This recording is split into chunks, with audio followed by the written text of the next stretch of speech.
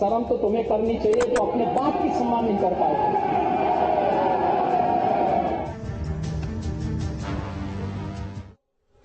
नमस्कार, खबर विशेष में आपके साथ मैं हूं आयुष सूर्यवंशी। जिस कानून व्यवस्था पर उत्तर प्रदेश की योगी सरकार को सबसे ज्यादा गर्व है, जब विधानसभा में उस पर सवाल उठे, खुद मुख्यमंत्री योगी आदित्यनाथ ने मोर्चा संभाला, साफ साफ कह दिया कि जो भी माफिया हैं उन्हें मिट्टी में मिला देंगे। समाजवादी पार्टी के अध्यक्ष अखिलेश यादव ने जब प्रयागराज कांड पर सरकार पर सवाल दागे तो योगी आदित्यनाथ ने अखिलेश यादव को जवाब दिया कि उस माफिया को आपने विधायक बनाया। सदन में दोनों नेताओं के बीच जमकर बहस दिखी है, तीखी बहस दिखी है। अपनी चर्चा की शुरुआत करें, खास मेहमानों से चर्चा करें, उससे पहले रिपोर्ट देखिए। गवाह है उसकी हत्या हो जाए, अधिवक्ता की हत्या हो जाए, सुरक्षा जो कर्मी थे उनकी हत्या हो जाए, और आखिरकार पुलिस क्या कर रही उत्तर प्रदेश में? और अगर समय पर इलाज मिल जाता जहां अस्पताल में पहुंचे हैं तो शायद किसी की जान बच जाती। आखिरकार ये सरकार कर क्या रही है? ये डबल इंजन कहां घूम रहे हैं? यूपी विधानसभा की कार्यवाही का आगाज हुआ और अखिलेश ने सरकार पर उमेश पाल हत्याकांड को लेकर हमला बोला, जिसका सीएम योगी ने कुछ इस तरह से जोरदार जवाब दिया। क्या ये सच नहीं कि जिस अतीक अहमद के खिलाफ पीड़ित परिवारों ने मुकदमा दर्ज कराया उसके परिवार के खिलाफ, वह समाजवादी पार्टी के द्वारा पोषित माफिया है और उसकी कमर को तोड़ने का काम हमारी सरकार ने किया है। और फिर मैं कहता हूं इसे हम इस माफिया को मिट्टी में मिला देंगे। सीएम योगी यही नहीं रुके, उन्होंने कहा कि जो एसपी कानून व्यवस्था की बात कर रही है उसने ही अपने राज में अपराधियों और माफियाओं को बढ़ावा दिया था। लेकिन चोरी और सीना चोरी दोनों नहीं कर सकता। माफिया ने कल यह कृत्य किया है, वह माफिया उत्तर प्रदेश के बाहर है और वह माफिया समाजवादी पार्टी के सहयोग से ही बार बार एमएलए और एमपी बना है। सीएम योगी ने रामधारी सिंह दिनकर की कविता की पंक्तियों का सहारा लेकर भी एसपी पर कुछ इस तरह से तंज कसा। चोरों के जो है हित ठगों के बल हैं, जिनके प्रताप से पलते पाप सकल हैं।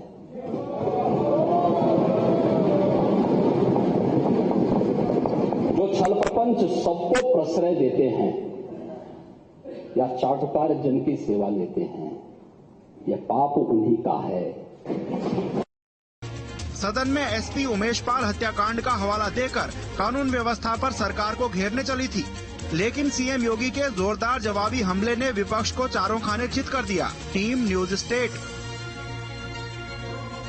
तो प्रयागराज में उमेश पाल की हत्या के मामले में बीएसपी अध्यक्ष मायावती ने भी दुख जाहिर किया। मायावती ने ट्वीट कर लिखा कि प्रयागराज में राजू पाल हत्याकांड के मुख्य गवाह अधिवक्ता उमेश पाल, उनके गनर की दिन दहाड़े हत्या अति दुखद, अति निंदनीय है। ये घटना यूपी सरकार के कानून व्यवस्था के दावों की पोल खोलती है। सरकार मामले को गंभीरता से लेते हुए इसकी उच्च स्तरीय जांच कराकर दोषियों को सख्त सजा दिलाए, ये मांग बीएसपी अध्यक्ष मायावती ने सरकार से की है। चलिए, चर्चा के लिए हमारे साथ खास मेहमान जुड़ गए, उनका तारुफ आपसे करा दें। शरद त्रिवेदी जी, प्रवक्ता भारतीय जनता पार्टी के, सुनील अर्कवंशी जी, प्रवक्ता एसबीएसपी के, कीर्तिनदी पांडे जी, प्रवक्ता समाजवादी पार्टी के। आप सभी खास मेहमानों का बहुत स्वागत है। कीर्ति जी, जो मुद्दा कल तक सरकार के खिलाफ था वो ऐसा लग रहा है कि अब समाजवादी पार्टी और अतीक अहमद के जो पुराने रिश्ते थे उससे बैकफायर कर गया आप लोगों के लिए। देखिए आयुष जी, जिस अपराध के मामले में उत्तर प्रदेश की सरकार जीरो टॉलरेंस की बात करती है, माननीय मुख्यमंत्री जी के भाषण से वो आरोप तो समाप्त नहीं हो जाएंगे। जो कल घटना घटी प्रयागराज के अंदर, जिस तरीके से राजू पाल हत्याकांड के मुख्य गवाह, पेशे से अधिवक्ता, जिसकी हत्या हो गई, सरेआम बम चले, गोलियां चली, जान बचाने का प्रयास किया तो जान नहीं बचा पाए, उनके गनर भी घायल हुए और अस्पताल जाने के बाद जो दशा दिखी, अस्पताल से डॉक्टर नदारा, प्रयागराज जैसा जिला जहां अस्पताल में डॉक्टर नहीं मिला और लोगों ने दम तोड़ दिया। अब ये सवाल तो उठेगा, किसी दूसरे के ऊपर आरोप मढ़ करके आप अपने दाग को साफ नहीं कर सकते। ये दाग तो सरकार पे लगे। शरद जी, जवाब दीजिए। जिस कानून व्यवस्था के मुद्दे पर, और खास करके हमने देखा मुख्तार वाले कांड में भी, जो अब मुख्तार के बेटे से जेल में कांड था, उसके बाद अतीक ये दो अपराधी ऐसे थे जिनको लेकर सरकार ज्यादा हमलावर थी, ज्यादा अग्रेसिव थी। उन्हीं से जुड़ी दो घटनाएं 1 महीने के अंदर सामने आई। साल में उत्तर प्रदेश में एक भी, मैं एक की बात कर रहा हूं, मैं कोई उसमें लघु लिट्टी बात नहीं कर रहा हूं, मैं एक भी आतंकी घटना उत्तर प्रदेश में घटी तो उसका नाम मुझे बता दें। उत्तर प्रदेश में एक भी दंगा हुआ हो तो बता दें। एक बार कोशिश की थी इनके कारिंदों ने, उनको उनका जवाब मिल गया। उत्तर प्रदेश में कोई भी माफिया, जितने माफिया हैं वो या तो जेल में हैं या वो नर्क में हैं या उत्तर प्रदेश छोड़ के भाग गए हैं। इसीलिए हमको चुना गया था।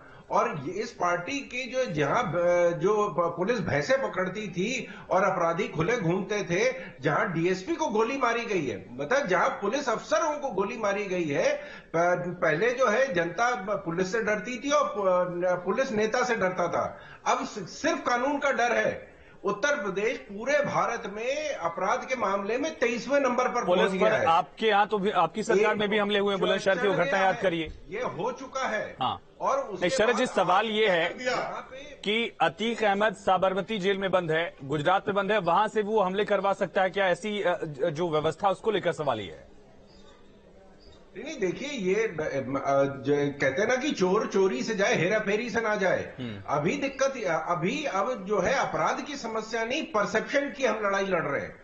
आज अभी 15 दिन पहले जो बंबई में जो इन्वेस्टर समिट हुआ था, उसमें हीरानंदानी ग्रुप के चेयरमैन, वो 1.5 से 2 लाख करोड़ की कंपनी के मालिक है, उन्होंने कहा था कि हम पहले उत्तर प्रदेश में निवेश करना तो छोड़िए, हम आने से डरते थे। लेकिन जिस तरह का कार्य उत्तर प्रदेश में 6 साल में हुआ है, जिस तरह का विकास कार्य हुआ है, जिस तरह अपराध को नियंत्रण में करने का कार्य हुआ उत्तर प्रदेश में, अब हम उत्तर प्रदेश में निवेश करेंगे। आज 33 लाख करोड़ के जो निवेश के प्रपोजल आए हैं, जिसमें 4 लाख करोड़ के प्रपोजल को मंजूरी शरद जी, सवाल वो नहीं है। शरद जी, सवाल ये है कि जो इलाहाबाद जब हुआ करता था ना, वहां बमबाजी हुआ करती थी, हम सुनते थे अपने सीनियर से कि ऐसे बम चलते हैं, वैसे बम चलते हैं। कल हमने वही देखा जो फिल्मों में देखा करते थे, वो सही में देखा हमने। तस्वीरें देखी कि कैसे एक शख्स बगल में एक बैग लगाए हुए वहां जैसे गुब्बारे फेंकते उस तरह से वो बम फेंक रहा है। देखिए, अब मैंने वही कहा कि अब परसेप्शन की लड़ाई है। अगर हम ये कहें कि साहब अपराध बंद हो जाएगा, या तो मनुष्य की प्रकृति खत्म हो जाए, मनुष्य बदल जाए, ऐसा नहीं हो सकता। अपराध होते हैं। कीर्ति जी, बड़ा सवाल है। मुख्यमंत्री जब ये कह रहे थे कि मिट्टी में मिला देंगे माफियाओं को, तो अखिलेश यादव और समाजवादी पार्टी हमलावर हो गई कि ये कौन सी भाषा है भाई? माफियाओं के लिए इतनी संवेदना क्यों है? क्या अतीक अहमद समाजवादी पार्टी से जुड़ा था, इसी वजह से संवेदनाएं जाहिर हो रही हैं विधानसभा में? देखिए, माननीय मुख्यमंत्री जी जिन शब्दों का इस्तेमाल किए, अगर 5 सालों में अपराधियों को मिट्टी में मिलाए होते तो उमेश पाल की हत्या नहीं होती। अगर 5 साल में अपराधी मिट्टी में मिल गए होते तो कस्टोरियल डेथ के मामले में उत्तर प्रदेश नंबर 1 होता। अगर अपराधी मिट्टी में मिल गए होते तो महिला उत्पीड़न के मामले में उत्तर प्रदेश नंबर 1 नहीं होता। और किसी एक व्यापारी के परसेप्शन से नहीं, इस तरीके की घटनाओं के रुकने से उत्तर प्रदेश समृद्धशाली होगा, मजबूत होगा। नहीं, 2 सवाल है। एक, समाजवादी पार्टी की जो अतीक से रिश्ते रहे हैं। दूसरा सवाल ये कि आखिर मिट्टी में मिला दूंगा से आपत्ति क्यों है आपको? माफियाओं के लिए कहा गया, आपके लिए तो कहा नहीं गया शब्द। देखिए, मैं ये कह रहा हूं कि भाषा सदन के अंदर संयमित होनी चाहिए और कानून में, संविधान में, मैं भी पेशे से अधिवक्ता हूं, कहीं भी इन शब्दों का प्रयोग मेरी जानकारी में नहीं, किसी कानून के किताब में इस तरीके के शब्दों का प्रयोग। कानूनी कार्रवाई करिए, नेस्तनाबूद करिए। अपराधियों के खिलाफ आप लगातार कार्रवाई कर रहे हैं, आप कार्रवाई करिए, लेकिन इस तरीके की घटनाओं पर रोक लगना चाहिए। जो राजू पाल हत्याकांड का मुख्य गवाह था, जिसके पास गनर थे, अगर उसकी इस तरीके से सरेआम हत्या होगी, जिसके पास गनर होगा दो नहीं, सवाल तो वही है ना कीर्ति जी, जिस राजू पाल हत्याकांड में अतीक अहमद, अशरफ अहमद आरोपी थे, वही अखिलेश यादव के साथ 2016 में मंच पर देखे जाते थे। उसी को लेकर तो बीजेपी हमलावर है कि आप लोगों ने सरपरस्ती की माफियाओं की। देखिए, एक चीज मैं बता रहा हूं। हाँ, आज अतीक कहां बंद है? आज अतीक गुजरात के अंदर है, जहां भारतीय जनता पार्टी, उत्तर प्रदेश में भारतीय जनता पार्टी की सरकार। मुख्तार के बारे में तो कहा जाता था कि वो पंजाब से भी क्राइम कर देना उत्तर प्रदेश के अंदर। पंजाब में सुरक्षित हैं, लेकिन अब तो अतीक भारतीय जनता पार्टी की सरकार में गुजरात के अंदर है। और मैं कह रहा हूं इस तरीके की घटनाएं शर्मनाक हैं। आप दूसरों पे आरोप लगा करके शरद जी, अगर नेताओं के समाजवादी अपराधों की पार्टी बात पर है, सवाल खड़े करने से घटना थोड़ी बदल जाएगी। देखिए, जिस तरह का अपराध पहले होता था, मैंने यही बताया कि उत्तर प्रदेश अब 23वें नंबर पर पहुंच गया अपराध के मामले में। औसत अपराध की मैं बात कर रहा हूं। सर, मैं वही सवाल आपसे पूछ रहा हूं। दो बड़े माफियाओं को लेकर आपके बड़े नेता लगातार हमलावर रहे, चुनाव में लगातार इसको मुद्दा बनाया गया। अतीक अहमद और मुख्तार दोनों से जुड़े दो घटनाएं एक महीने के अंदर सामने आई। विकास दुबे, विनय मिश्रा जितने अपराधी हैं, जैसे कानपुर में विजय मिश्रा और कानपुर में जिस तरह की 300 करोड़ इनके कारीगरों से बरामद किया गया है, यही कारण है उत्तर प्रदेश में निवेश में ठीक है। सुनील रघुवंशी जी, क्या ये परसेप्शन की लड़ाई है या फिर माफियाओं के खिलाफ इस तरह का एक्शन देखा जाएगा? वो सबसे जरूरी सुनील जी, जानना, क्या ये सिर्फ परसेप्शन की लड़ाई है? हाँ, देखिए आयुष जी, सबसे पहले तो इस घटना पर दुखद प्रकट करते हैं और इस घटना पर जितनी कड़ी से कड़ी कार्रवाई होनी चाहिए, वो चाहे किसी भी माफिया से तार जुड़े हो और चाहे वो कितना भी बड़ा माफिया हो, उसके ऊपर बड़ी से बड़ी कार्रवाई होनी चाहिए। और आज जिस तरीके से माननीय मुख्यमंत्री जी ने सदन में कहा कि हम कहां माफिया को छोड़ने वाले हैं, हम तो माफिया को मिट्टी में मिलाने वाले हैं, तो समाजवादी पार्टी को ये बात पता नहीं कितनी खराब लग गई। उन्होंने ऐसा कौन सा शब्द बोल दिया, अरे क्या उत्तर प्रदेश के अंदर माफिया राज खत्म नहीं होना चाहिए? क्या समाजवादी पार्टी नहीं चाहती है कि माफिया का राज खत्म होना चाहिए? तो कहीं ना कहीं समाजवादी पार्टी की कथनी और करनी में अंतर है। जब आज इस तरीके का माहौल पैदा हो गया, आज किस तरीके से निर्मम हत्या कर दी गई, दिनदहाड़े हत्या हो जाती है, और उन माफियाओं को मिट्टी में मिलाने के लिए माननीय मुख्यमंत्री जी सदन में बोलने का कार्य करते हैं। वो कानूनी प्रक्रिया के तहत जो भी कानूनी प्रक्रिया हो उसमें कड़ी से कड़ी सजा दी जाए ऐसे माफियाओं को और मिट्टी में मिलाने का काम किया जाए, हम इसका समर्थन करते हैं। मगर समाजवादी पार्टी, हो सकता है समाजवादी पार्टी के सांसद रहे हो सकता है विधायक रहे हो, आज क्या इसलिए उनको इस तरीके का दर्द लगा और उन्होंने खड़े होकर कहा कि किस भाषा का प्रयोग कर रहे हैं माननीय मुख्यमंत्री जी? तो समाजवादी पार्टी का तो दोहरा चरित्र दिखाई पड़ने का काम सामने आया है। इस तरीके की कार्रवाई जब हो रही है माफियाओं के ऊपर, लगातार होनी चाहिए और कोई भी माफिया कहीं से भी जुड़ा हो वो छोड़ा नहीं जाना चाहिए। सवाल सुन लीजिए, ये समाजवादी पार्टी ये कह रही कि अगर इसी तरह से आपने मिट्टी में मिला दिया होता तो ये घटना न देखनी पड़ती। नहीं, बात ये घटना देखने की नहीं है। घटना हुई है तो कहां से तार जुड़े हैं, इसके तार कहां से जुड़े हैं और कौन माफिया है, कैसे इस घटना को अंजाम दिया गया, उनको सुरक्षा दी गई थी, सुरक्षा कर्मी भी वहां पर शहीद हुए हैं। तो इस कड़ा अपराध करने वाले माफियाओं को बिल्कुल नहीं छोड़ा जाना चाहिए, वो कहीं से भी जुड़े होने चाहिए। शरद जी, जो नेक्सस तोड़ने की बात कही जाती थी कि संगठित अपराध को हमने खत्म कर दिया है, उस पर भी सवाल। देखिए, संगठन अपराध खत्म नहीं, मैंने एक अपराध जो है या तो मनुष्य की प्रकृति बदल जाए या मनुष्य बदल जाए तो अपराध खत्म हो जाएगा। ये अपराध होता है, लेकिन अपराध होने के बाद क्या होता है, मेन चीज वो है जानना।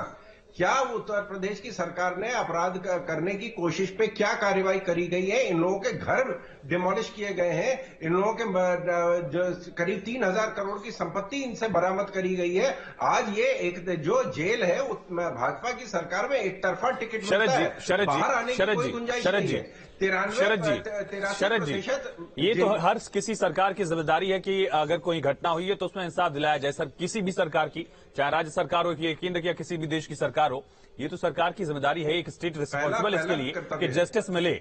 इस पर वाहवाही क्यों लूटी जा रही भाई? ये तो जिम्मेदारी आपकी है। अपराध ना हो इसके लिए क्या किया गया, और अगर किया गया तो फिर अपराध हो क्यों रहे हैं?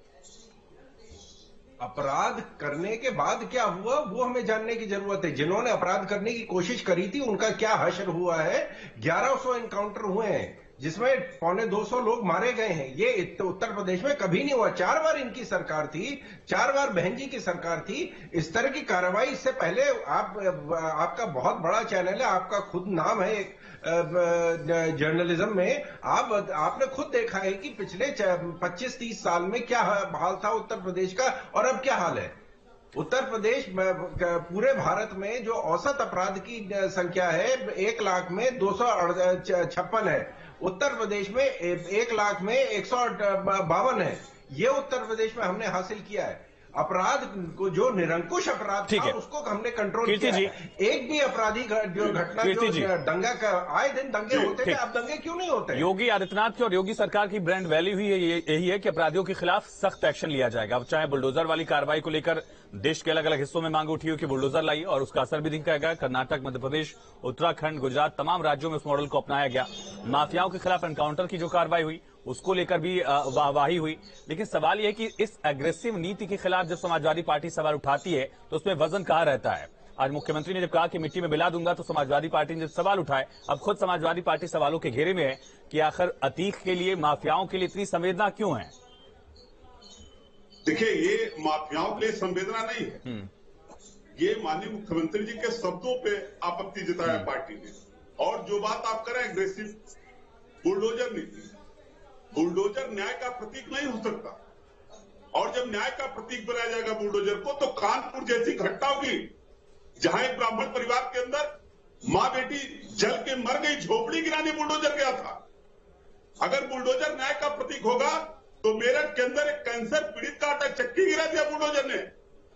अगर बुलडोजर न्याय का प्रतीक है तो खेतों में फसल गिरा रहा है बुलडोजर। जब न्याय व्यवस्था है, न्यायपालिका है, तो बुलडोजर ठीक है। कीर्ति जी, आप सभी बने रहिए, एक छोटे से ब्रेक के लिए यहां पर रुकते हैं। मुख्यमंत्री ने विपक्ष के सवालों का जवाब दिया है, लेकिन देखना यह है कि कितनी कार्रवाई होती है, कितनी सख्त कार्रवाई होती है।